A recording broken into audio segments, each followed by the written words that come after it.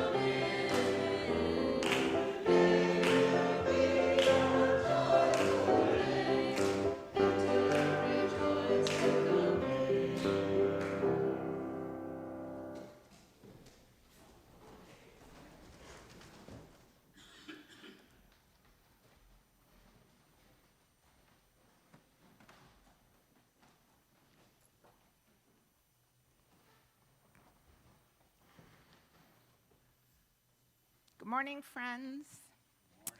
Morning. Today, the wisdom story is call and response. So pay attention. You have a really important part, and you'll know what it is. You matter. This is by Christian Robinson.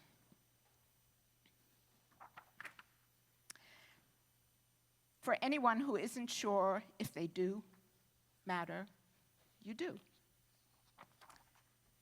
The small stuff, too small to see. Our little friend isn't here today. Those who swim with the tide and those who don't.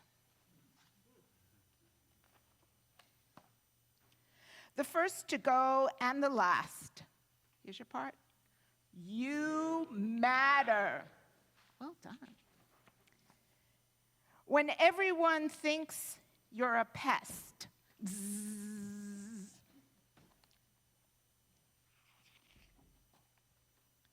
When something is just too far out of reach.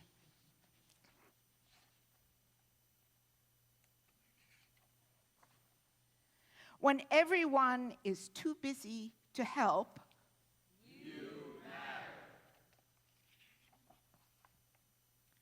If you fall down, if you have to start all over again, even if you are really gassy, you matter. Sometimes home is far away. Sometimes someone you love says goodbye.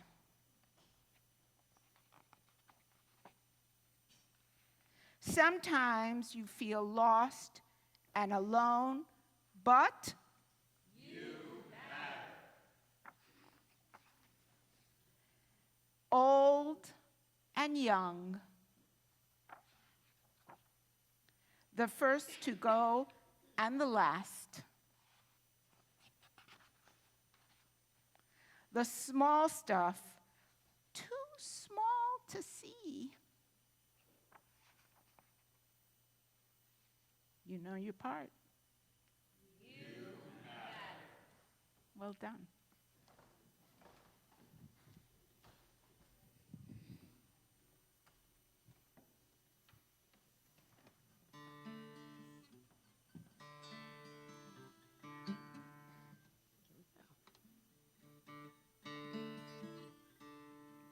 Wow, it's summer. Can you hear me okay if I were actually doing something?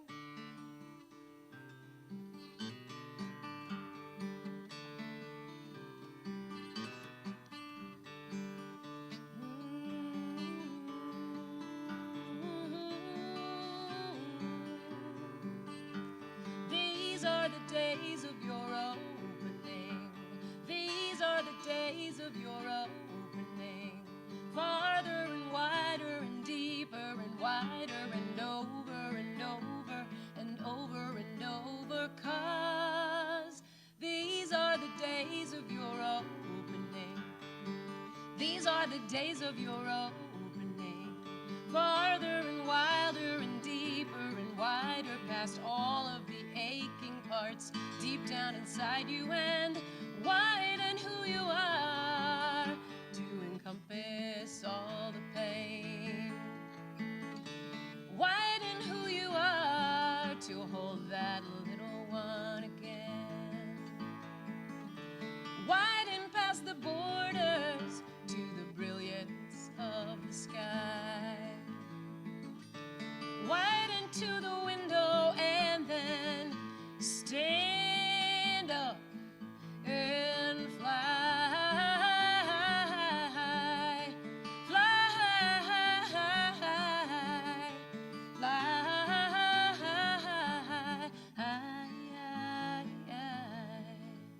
These are the days of your opening.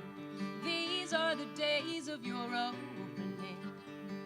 Farther and wilder and deeper and wider, past all of the aching parts deep down inside you, and widen who you are to see the love that surrounds you. Widen who you are until the love in you astounds you. Open to the sweetness of the feeling all around you. Drop into the depth of it, wide open, and then fly, fly, fly, fly.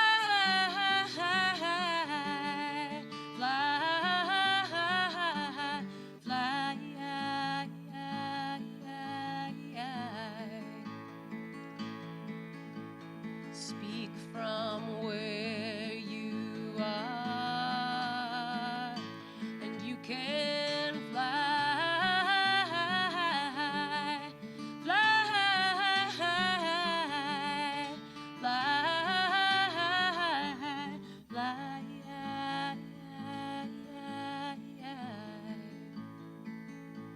and you can fly.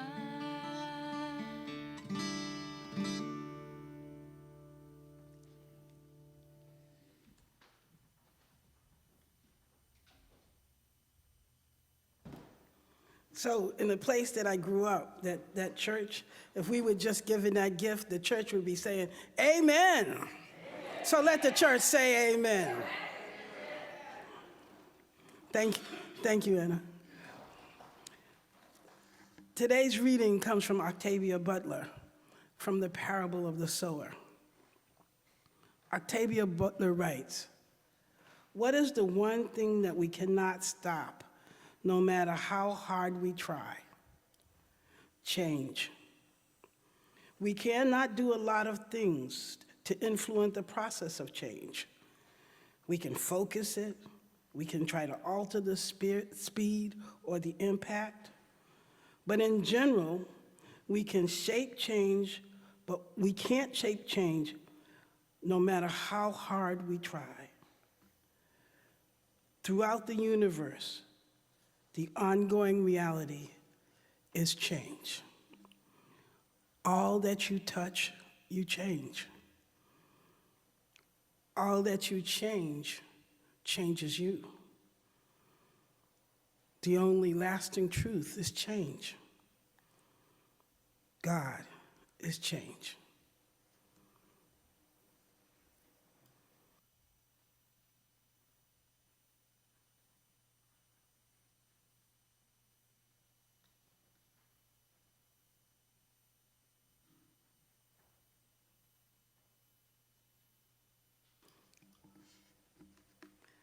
I'm so happy to be with you here today. This is my last day at First Parish, Concord. And this is not written, but you all are a different kind of group. Thank you for a tremendous summer where I've had the opportunity to continue to learn and grow in my role as a parish minister. Being here has allowed me to explore what it means to be a community minister in a parish setting. Indeed, most of my professional life has been spent thinking about community. I have pondered questions like, what does it mean for a church to describe itself as a community? Conversely, what does it mean to be a community church? I've wondered out loud and internally, does a church and a pastor have a responsibility to the community? And if it does, what is that responsibility? I speculated that if a church is not itself a community and does not embrace the community that it sits in, and it doesn't connect to the larger world, then that church spirit will die. So let me share with you some of the ruminations and conclusions I've had about church, community, pastor, even while I've been here in Concord. The first is being in community is not easy. It is not simply showing up every Sunday and breathing the same air as everybody else. It's not simply sitting next to each other every day in your same pew and meeting your stewardship goal. It is not passive being in community. It's active. I have learned that committing to being in community is high maintenance. It's something you have to pay attention to. It's higher math.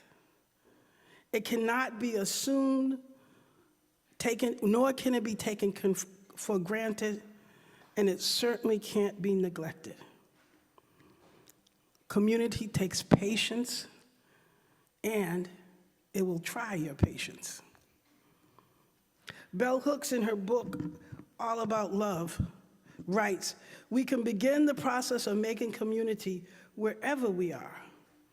We can begin by sharing a smile, a warm greeting, a bit of conversation, by doing a kind deed or acknowledging kindness offered to us.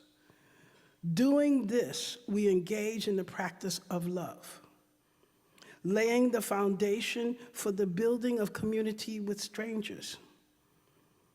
The love we make in community stays with us wherever we go. And with this knowledge as our guide, we make any place we go a place that we will return in love." In other words, being in community is about love. Love for yourself, love for your neighbor, and enduring love. A love that we take with us and we share love. And we share. Love is as love does, Eric Fromm says. If you act from a place of love, it can be nurturing and it feeds the soul. When in community, love informs your behavior. The Bible in the book of Matthew describes a time when Jesus was walking among us, giving clear instructions on how we should be with each other and how we should relate to the world. A man came up to him and said, "Teacher, teacher, you know, you've given us all these commandments, and you went on top of that mountain and gave us all these beatitudes, and you've been busy tossing things up in the center where you saw people gambling. You've just been busy, and you've been doing a lot." As my son would say, "Ma, you're doing too much." And he said, "Teacher, what is the greatest commandment that you've given?" And Jesus replied, "Love the Lord your God with all your heart and with all your soul and with all your mind. This is the first and greatest commandment. But the second is like it. Love your neighbor as yourself. All the law that I have given you, all the things that the prophets have said, hang on these two commandments." The two most important things he taught, he said, was about love. Love God and love your neighbor. If you do this, everything else will fall into place. Loving your neighbor, that's being in community. Now ask yourself if you truly understand this teaching, if you are clear about what this commandment means, what you get when you do this love thing. What you get in return when you do this love thing correct. Ask yourself, if you're wondering, would you treat God the way you treat your neighbor being Concord, your neighbor being Boston, your neighbor being the world? Would you treat God the way you treat your neighbor? And if your answer isn't an emphatic yes without hesitation, or if you think, "I can't possibly meet that standard," that you can't love others as you would love God, then I ask you, how's your spirit today? I am told that basic to the practice of Buddhism is to take refuge in what is called the three jewels every morning. The jewels are Guru, and I know I say that wrong, and the Guru is the enlightened one, or the teacher, or the minister. Dhamma, the teachings, which can be the Bible, the Quran, or UU principles, and the Sangha, the monistic order, or your faith community, your congregation. Every day, the Buddhists start their day by checking in internally whether all these things are in place. Teacher, text, community. If one is missing, then they feel that their practice will be complete, and they have to fix that. I can imagine that they wouldn't even start their day without making sure these fundamentals were in place. In all these faith examples, there's a connection between your personal spiritual health and being in community. Inner peace cannot be achieved if your neighbor, your church member, your community, your world is hurting. So what gets in the way of making connections within the church, within your outside the church community? Is it just differences? Differences of opinion, differences where we look, differences in how we speak, differences in economic status, differences of who or where or why or what we love? Audre Lorde writes, "Differences is that raw and potential connection from which our personal power is forged." We have been taught to either ignore our differences or to view them as causes for separation, suspicion, rather than forces for change. Without community, there is no liberation, only the most vulnerable and temporary armistice between an individual and her oppression. Survival. That is my survival, your survival, Concord survival, the world's survival, is learning to take our differences and make them strengths. Indeed, she writes, it is not our difference that divides us, it's our inability to recognize our differences, embrace our differences, accept our differences, and celebrate our differences. Managing these differences is hard. Sometimes we fake it. Or when we fake it, it looks good. We fool ourselves. Okay, this is the audience participation part, okay? How many of you are consider yourself foodies? Okay. How many of you like to bake? Okay, here's a scenario for you. And for those of you who are not those two, you're like me. I like to eat.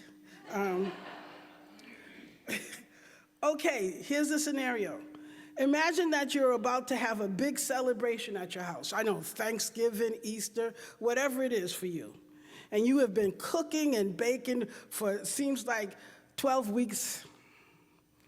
And now you're working on that one thing, you know, that your specialty, apple pie. You have made the pie crust and you let it sit there, and now you've turned to work on the fillers. And you're mixing the fillers and stirring and stuff, and you're enjoying yourself because you know that good vibes make good pie. And you know that this pie is going to be the best pie you ever made. In the middle of this production, you get a phone call. And you leave. And you go answer answer the phone. Taking care of what is needed on that phone, leaving the pie mixing sitting there. And you're not the person who pre-measures everything. You're the person who does it as it's needed.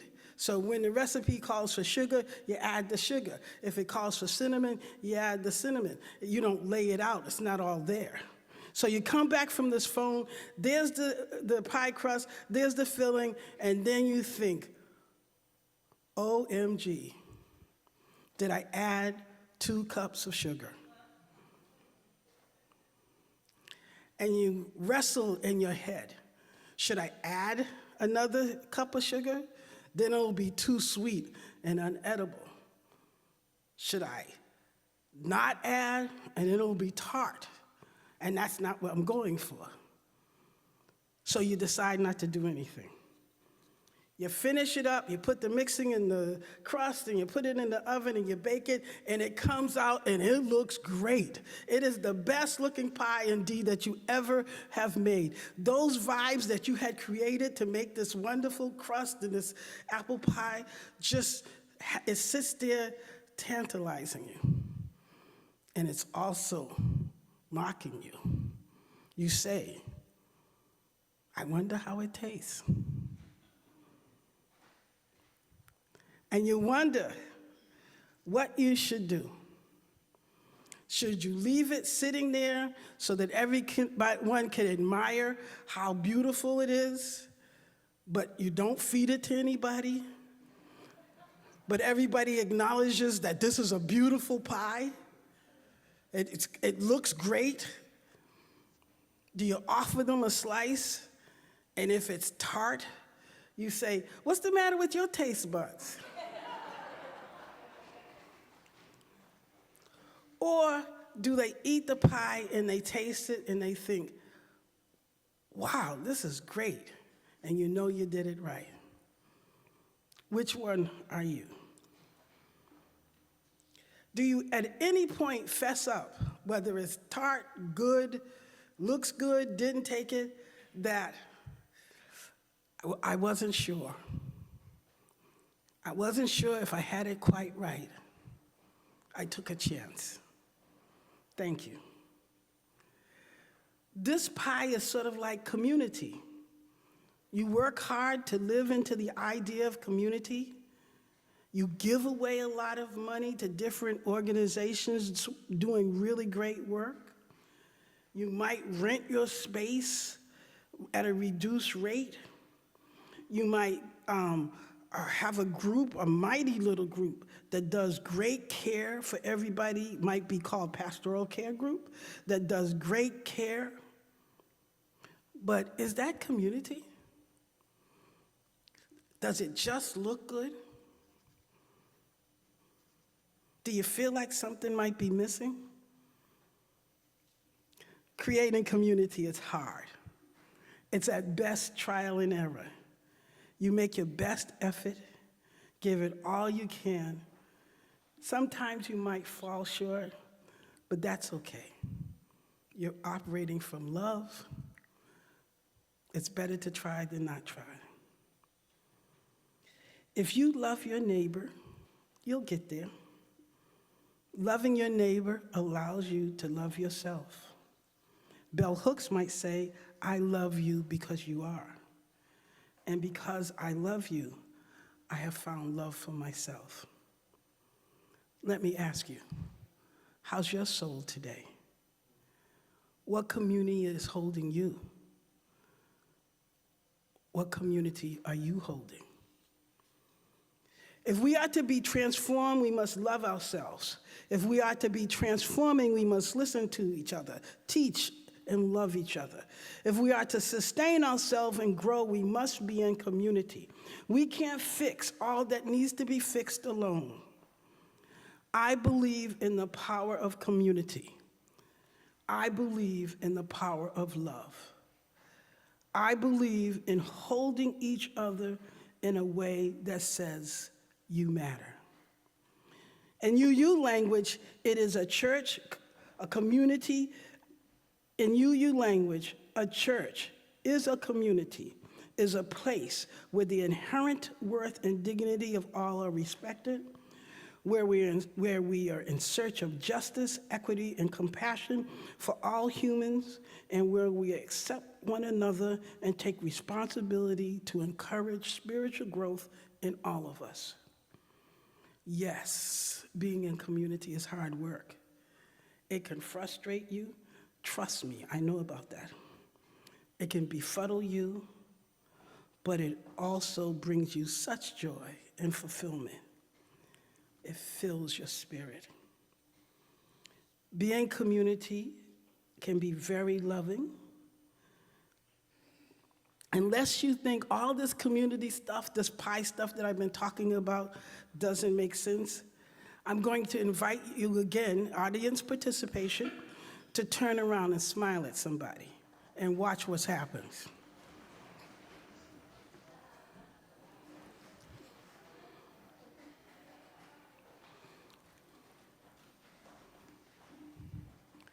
How's your spirit now? Thank you, First Parish Concord, for offering me a slice of your pie. I was surprised how it tasted.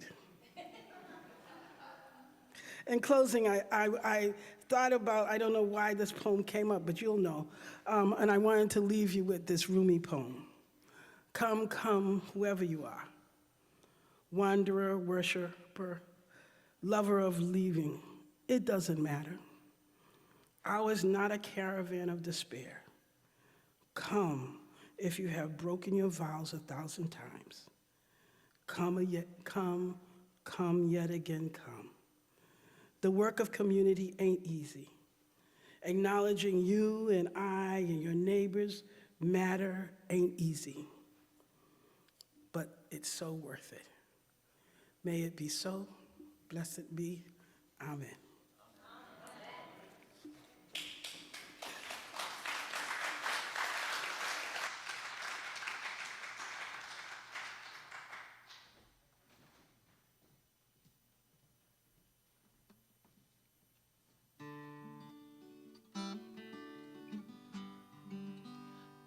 They're on.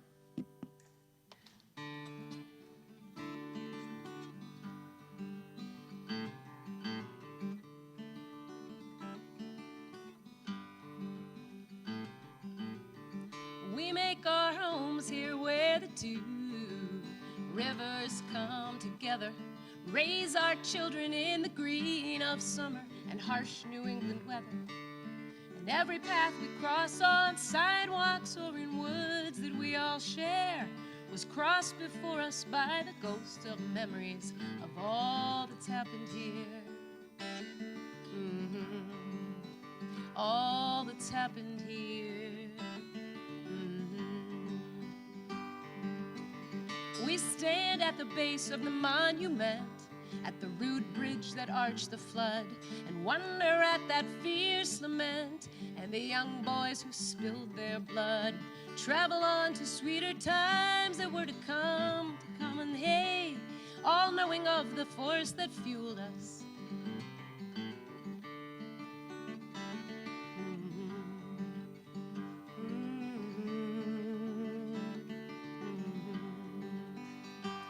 This is your home. This is where you make yourself safe, make yourself brave. What will you see today? What will you do? What will your choices in this place say?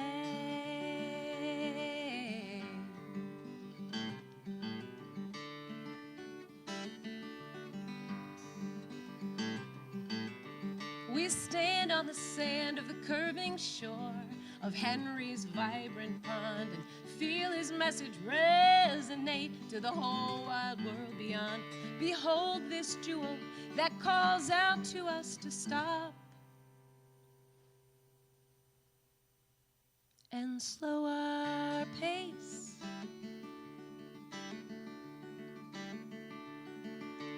Feel the presence and the reverence in this amazing place. Our home is this amazing place. This is your home. This is where you make yourself safe, make yourself brave. What will you see today? What will you do? What will your choices in this place say?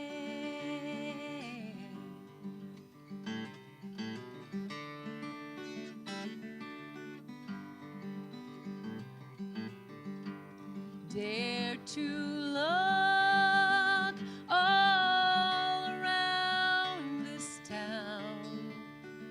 Dare to see yourself in the faces all around you. Dare to feel what has come before. Dare to open up your mind before you open that next door. Let it flow.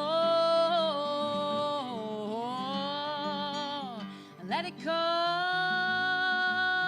together. We make our homes here where the two